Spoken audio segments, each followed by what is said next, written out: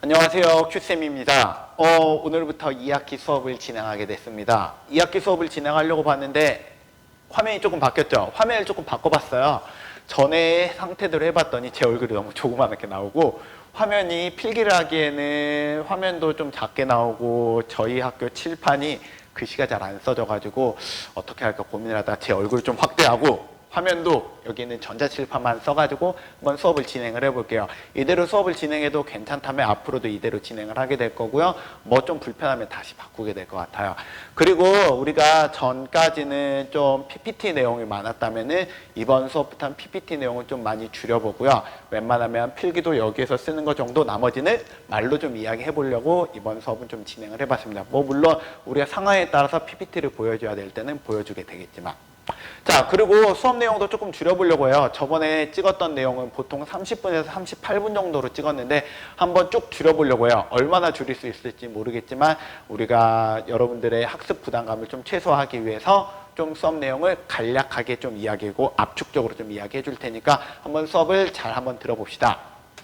아시겠죠? 오늘 배울 내용은 건설 기술입니다. 건설 기술. 자, 이 건설 기술에 대해서 안내를 하기 위해서 일단 먼저 기술의 영역에 대해서 좀 이야기 다시 해볼게요. 기술은 영역이 몇 개로 나누어진다? 5가지로 나누어진다. 제조, 건설, 수송, 통신, 생명 5가지가 있는데 이 중에서 제조 영역은 1학기 때 배웠고요. 지금 배우는 내용은 건설 기술입니다. 건설 기술이란 말 복잡하게 생각하지 마시고 쉽게 말하면 집 만드는 걸 보고 우리는 건설 기술이라 불러요. 집 만드는 걸 원래는 제조 기술에서 이야기하다가 우리가 제조 기술에서 이것까지 다 다루기엔 너무나 많기 때문에 건설 기술이라 따로 빼서 이야기하는 거고요. 그래서 그냥 제조 기술하고 기본적인 내용의 기조는 굉장히 비슷하게 이루어질 거고요. 그래서 집에 대해서 알아보는 것도 우리가 물건을 만드는 거랑 비슷하게 한번 알아보도록 하겠습니다. 그래서 건설 기술이라는 걸 의미를 우리가 좀 잘 알았으면 좋겠어요. 건설 기술의 의미는 어떻게 되느냐? 쾌적하고 안락하게 살기 위해서 자원을 이용을 해가지고 구조물을 세우는 활동이래요. 그래서 우리가 원하는 건 뭐냐면 쾌적하게 살고 싶고요. 두 번째, 안락하게 살고 싶대요. 이 두 가지를 위해서 우리가 무언가 재료를 이용해서 집을 만드는데 여기에 빠진 내용이 있지. 재료를 이용을 해서 집을 만들기 위해서 뭐가 필요하지? 설계도를 만들 수 있어야 될 거 아니에요. 이 설계도를 바탕으로 우리가 최종적으로 도구를 활용해서 집을 만드는데 이게 뭐하고 똑같지? 제조 영역에서 배운 거랑 동일한 내용이잖아요. 물론 여기에서는 제조에서는 도구라고 이야기했지만 건설에서는 도구라고 이야기하지 않고 집을 짓는 방법이라고 이야기해서 시공이란 단어를 조금 더 많이 쓰게 될 거예요. 그래서 우리가 집에 대해서 알아본다라고 말하는 것도 이렇게 세 가지에 대해서 알게 되면은 우리는 집에 대해서 다 알게 되는 거예요. 아시겠죠? 어렵지 않고 기존에 배웠던 내용이랑 비슷하게 갈 거니까 비슷하게 기억을 하시면 됩니다. 근데 그러면 어떻게 집을 짓느냐? 집을 짓는 과정은 어떻게 되냐면 한번 생각해 봅시다. 내가 집이 필요해. 집이 필요하면 뭘 해야 되지? 제일 먼저 어떤 집이 필요한지 한번 생각을 해봐야 될 거야. 그걸 우리가 계획이라 부르겠지. 그리고 이 계획을 세웠으면 우리가 집을 한번 그려봐야 되겠지. 이 그려보는 걸 설계라고 부를 거예요. 자, 그럼 다 그렸으면 이걸 바탕으로 집을 뚝딱뚝딱 만들게 될 거예요. 이걸 시공이라 부르게 되고요. 집을 다 만들고 나면은 최종적으로 내가 살게 되니까 입주라고 부르면 되겠죠. 그래서 집을 짓는 과정을 4단계로 나눠보면 계획, 설계, 시공, 입주로 나누어지게 됩니다. 필기해야 될 내용은 아마 이렇게 되겠지. 계획, 설계, 시공, 입주. 그래서 집 짓는 과정은 이렇게 4단계를 보통 거치고요. 우리는 이 입주에 대해서는 이야기할 필요 없겠지. 입주는 어떻게 하면 되느냐? 이삿짐센터를 불러서 이사를 해서 가면 되고요. 우린 이 앞에 있는 계획을 어떻게 세울까? 설계를 어떻게 할까? 시공을 어떻게 할까에 대해서 좀 이야기를 하게 될 거예요. 그런데 우리가 이 건설에 대해서 좀 이야기하려면은 이 집에 대해서 조금 이야기가 우리가 기존에 좀 여러분들이 생각을 못했던 부분을 좀 이야기해 보려고 그래요. 자, 집이라고 말하는 거는 방금 전에 말한 것처럼 쾌적하고 안락해야 되거든요. 근데 쾌적하고 안락하게 하기 위해서는 집만 가지고서는 쾌적하고 안락하지 않을 수 있어요. 자, 이게 무슨 말이냐? 쾌적하고 안락하다란 말을 다시 한번 생각을 해봅시다. 내가 예를 들어서 지금 요새 코로나 바이러스가 굉장히 유행이잖아요. 코로나 바이러스를 피해서 나 혼자 살고 싶은 집을 지었어요. 그것도 어디에?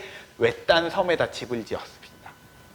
외딴 섬에 돈을 많이 주고 굉장히 아름답고 쾌적하고 안락하게 살 수 있는 집을 지었다고 한번 해봅시다. 그러면 이 집을 지을 때 아무리 많은 돈을 지어서 집을 예쁘게 짓는다 해서 이 집이 과연 쾌적하고 안락할까요? 우리가 여기서 쾌적하고 안락하다는 게 무엇을 의미하는지에 대해서 생각을 해볼게요. 여러분이 생각하는 쾌적하고 안락하다는 게 뭘까요?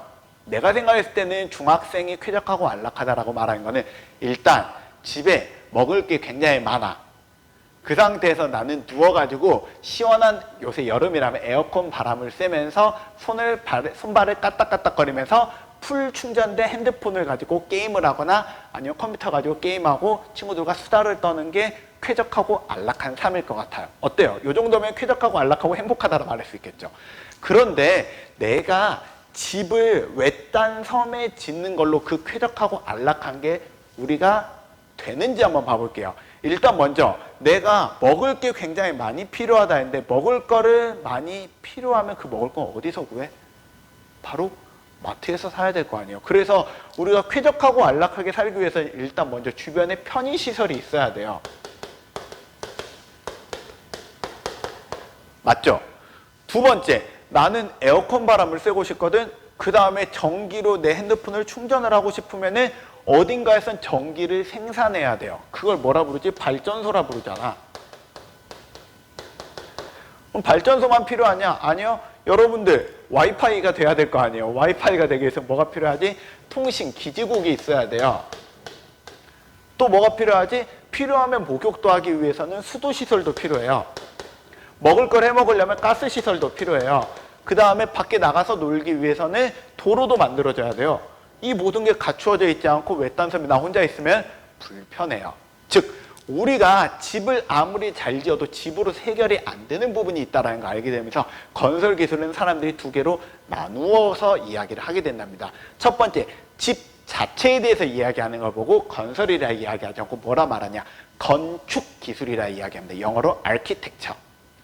두 번째, 집이 쾌적하고 안락하기 위해서 이 집 주변의 것들을 이야기해야 되는데 얘네들은 집이라고 부르기엔 좀 그렇잖아. 하지만 집이 집으로서 역할을 하기 위해서 반드시 필요한 시설이죠. 이걸 보고 우리는 무엇이라 이야기하냐면 토목시설이라고 이야기합니다. 영어로 Civil Engineering. 우리나라 말로 바꾸면 도시공학이라 부르는 거거든요. 그래서 이 두 가지에 대해서 알아봐야지 집에 대해서 정확하게 이야기할 수 있답니다. 아시겠어요? 그럼 하나하나에 대해서 조금 더 깊게 이야기를 해보도록 하겠습니다. 첫 번째, 건축. 건축이라고 말하는 거를 우리가 이야기를 해보면 이렇게 보통 이야기하더라고요. 위키디피아에서 이렇게 말합니다. 건물이나 다른 구조물을 계획하고 설계하고 건설하는 과정과 그 결과물. 그냥 집을 짓는 걸 건축이라 부른대요. 맞는 말이긴 한데 이게 뭔가 설명이 좀 이상하잖아요. 집에 대해서 우리가 이야기하면 집은 반드시 갖춰야 될 건 두 가지를 갖춘 걸 보고 집이라 이야기해요. 첫 번째, 벽이 있고요. 두 번째, 지붕이 있는 거예요. 벽과 지붕은 굉장히 중요합니다. 왜냐하면 쾌적하고 안락하기 위해서 일단 내가 먼저 안전해야 되거든요. 안전하기 위해서 외부하고 나를 격리를 시켜야 돼요. 격리를 시킬 때 제일 좋은 게 첫 번째가 벽이고요. 두 번째, 위로는 지붕이에요. 그래서 벽과 지붕이 반드시 있어야 되고요. 이 벽과 지붕이 있어야지만 내가 이 집에서 비바람도 보호할 수 있고요. 맹수나 외부의 인으로부터 침입도 보호할 수 있기 때문에 벽과 지붕이 둘 다 갖추어져 있는 걸 보고 우리는 집이라 부른답니다. 그래서 필기해야 될 첫 번째는 방금 전에 말한 벽과 지붕입니다. 둘 중에 하나가 없으면 집이 아니에요. 예를 들어서 벽이 없고 지붕만 있는 걸 보고 우린 정자라고 부르고요. 지붕이 없고 벽만 있는 걸 보고 우리 뭐라 부르면 돼? 담장이라 부르면 될까요? 그 둘 다 우리가 정확하게 외부로부터 침입을 보호할 수가 없잖아요. 자, 이런 집은 인간이 생활하는데 쾌적하고 능률적이면 안전하도록 우리가 설계 제작을 하는데요. 집은 종류로 나눠본다면 주택, 빌라, 다가구 주택, 아파트라고 부르는 사람이 살고 있는 집과 그 다음에 빌딩, 공장, 학교 아니면 뭐 체육관 등이라 부르는 우리가 살고 있는 다른 시설로 나눌 수 있지만 어쨌든 이 모든 걸 다 통틀어서 집이라 부르고요. 집을 만드는 방법은 대부분 비슷하답니다. 이런 집은 특징이 무엇이 있을까요? 첫 번째, 인간의 편안한 생활을 위해 공간을 확보하는 활동이에요. 그래서 인간이 편안하게 생활하기 위해서는 내 땅, 내 공간이 있어야 돼요. 여러분도 그렇잖아요. 엄마가 못 들은 내 방, 문을 쾅 닫을 수 있는 내 공간이 필요한 거는 동일한 이유다. 두 번째, 자연적 조건과 사회적 조건이 반드시 갖추어져야 합니다. 자연적 조건이라 부르는 거는 햇빛이 잘 들어와야 되고 예뻐야 되고 통풍도 잘 돼야 되고 소음 아니면 매연 아니면 땅이 안전해야 되는 것들을 우리가 자연적 조건이라 부르고요. 두 번째 사회적 조건이라는 거는 학교가 가깝다든지 뭐 우리가 흔히 말하는 초품화 초등학교가 가까운 학교, 우린 중학생이니까 중품화라 부르면 좀 이거 좀 이상하지. 중학교부터 좀 범위가 넓어져서. 두 번째 통학이 편해야 되고 회사가 가까워야 되고 아니면 주변에 편의시설이 가깝게 있거나 아니면 주변에 문화시설이 가깝게 있는 걸 아니면 내 주변에 있는 사람과 나와 생활 수준이 비슷한 걸 우리가 필요로 한다라고 말할 수 있습니다. 이런 걸 모두 다 고려해가지고 인간은 필요나 욕구를 따라서 집을 설계하고요. 그 다음에 집뿐만 아니라 건물도 설계하는데요. 집 내부에 대한 설계는 우리가 조금 더 자세하게 이야기하자면 집은 엄마를 위해 설계하는 경우가 많아요. 왜 여기서 엄마를 여기서만 이용자가 엄마라는 말을 왜 쓰게 되냐면은 집이라고 말하는 건 실제로 집을 구매하는 구매 대상자가 집에서 가장 오래 살고 있는 사람, 집에서 가장 많은 시간을 보내면서 가장 권력을 많이 갖고 있는 사람이 집을 만들 때 가장 많이 고려가 되는데요. 집은 그런 면에서 여자, 그 중에서도 엄마가 굉장히 힘이 강하답니다. 그래서 집에 있는 대부분의 시설들, 집에 있는 공간 배치, 집에 있는 모양들 그런 것들을 엄마의 욕구를 굉장히 많이 반영하고요. 그래서 옛날보다 지금은 집을 만들 때 집이 좀 더 햇빛이 잘 들어오게, 난방이 잘 되게, 집의 전망이 좋게, 집의 주방이 크게, 아니면 수납 공간이 좋도록 점점 바뀌어져 나가는 게 바로 엄마의 욕구를 충족시키기 위해서가 좀 더 강하다라고 생각을 해주시면 돼요. 그래서 나중에 이제 집의 이 평면도에 대해서 이야기를 할 때 조금 더 자세하게 이야기하겠지만 집은 그래서 누가 제일 중요하다? 엄마의 욕구가 굉장히 중요하다. 이 정도만 기억을 하면 될 것 같아요. 두 번째, 토목에 대해서 좀 이야기해 줄게요. 토목이라 부르는 건 시빌 엔지니어링, 그래서 도시공학이라 부르는데 왜 여기 도시공학이라 말하냐? 우리가 사람이 살기 위해서, 우리가 사람이 편안하게 살기 위해서 내 주변에 있는 자연을 깎아내는 경우가 굉장히 많이 있거든요. 예를 들어서 요새 비 많이 왔잖아요. 비 많이 오면 뭐가 필요하지? 댐이 있어야 되겠지. 비 많이 와서 우리 집이 휩쓸려 나가면 안 되니까 댐을 만들거나 아니면은 하천을 정비하거나 내 주변에 있는 배수로를 정비하는 것. 이 모든 걸 보고 우리는 토목이라고 이야기하고, 이런 토목의 가장 큰 특징은 뭐냐면은 만들고 나면은 주변에 있는 사람이 한꺼번에 누리게 되는 경우가 많습니다. 예를 들어서 우리가 섬에 살고 있는데 육지랑 편안하게 가기 위해서 섬과 육지를 이어주는 다리를 만든다고 해봅시다. 다리를 만들면 모두가 그 다리를 한꺼번에 이용을 하겠지. 뭐 물론 통행료는 지불할 수 있겠지만, 아니면은 이게 아니라 뭐 극단적으로 이야기해서 제방을 만든다 해봅시다. 우리가 내가 죽기 싫어서, 내가 비가 많이 오거나 산사태가 날 때 우리 집이 무너지지 않게 하기 위해서 산에다 제방을 만들고 산이 무너지지 않도록 산을 막았다. 그러면 안 무너지면 좋은 거는 나랑 내 주변에 있는 내 이웃들이 같이 좋잖아요. 그렇기 때문에 이런 우리가 토목시설 같은 경우에는 나뿐만 아니라 내 주변에 있는 사람들이 한꺼번에 누리기 때문에 이거는 사람이 개인이 주도로 하기보다는 주로 국가가 주도로 이 시설을 만들기 마련입니다. 그래서 필기 한번 해볼게요. 이 토목이라 부르는 거는 어떤 특징을 갖고 있냐면은 첫 번째, 자연을 효과적으로 이용하기 위해서 인력이나 재료나 장비를 이용해서 자연을 바꿔주거든요. 그래서 자연을 어떻게 바꿔주냐? 각종 재해로부터 인간을 보호해요. 예를 들면 비가 많이 왔을 때 비를 막아준다든지, 산사태가 날 때 산사태를 막아준다든지, 그 다음 이걸 위해서 국토를 물리적으로 개발을 해가지고요, 인간이 쾌적하게 살게 만들어요. 예를 들면 도로를 만든다든지, 아니면 우리가 산 가운데 구멍을 뚫어서 터널을 만든다든지, 교량을 만드는 것들을 우리가 보고 말하고요. 그래서 인간 생활이 편안할 수 있는 인간 생활의 기반을 만들어준답니다. 그래서 산골짜기에 사는 것보다 서울의 서울 한복판, 서울의 강남에 살면 좋은 점 뭐냐? 이런 사회적으로 이런 토목시설이 잘 갖추어졌을 확률이 높다라는 거죠. 그래서 이런 것을 대표적인 종류가 뭐가 있냐면 물과 관련된 거는 댐, 하천, 저수지. 그 다음 교통과 관련되어 있는 거, 도로, 교량, 터널, 뭐 아니면은 배가 지나가는 항만, 아니면은 비행기가 지나가는 공항 같은 게 있고요. 그 다음에 개발을 할 때는 어떤 것들이 있느냐? 개발 같은 경우에 땅을 만들기 위해서 물을 메우는 간척 사업, 아니면 쓰레기를 버리는 매립 사업, 아니면은 배가 쉽게 지나갈 수 있도록 땅을 파내는 준설 사업, 이런 것들을 보고 말할 수 있고요.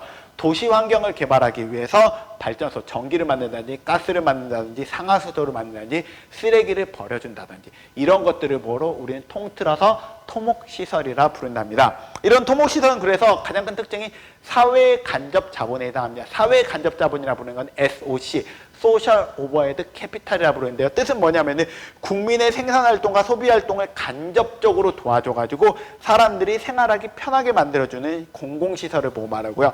이런 공공시설은 방금 전에 말했던 것처럼 사회 구성원 모두가 이용을 하고 투자 규모가 굉장히 크답니다. 그래서 보통 들어가는 돈이 보통 조 단위 아니면 적어도 몇 천억 단위의 돈이 들어가는 경우가 굉장히 많고요.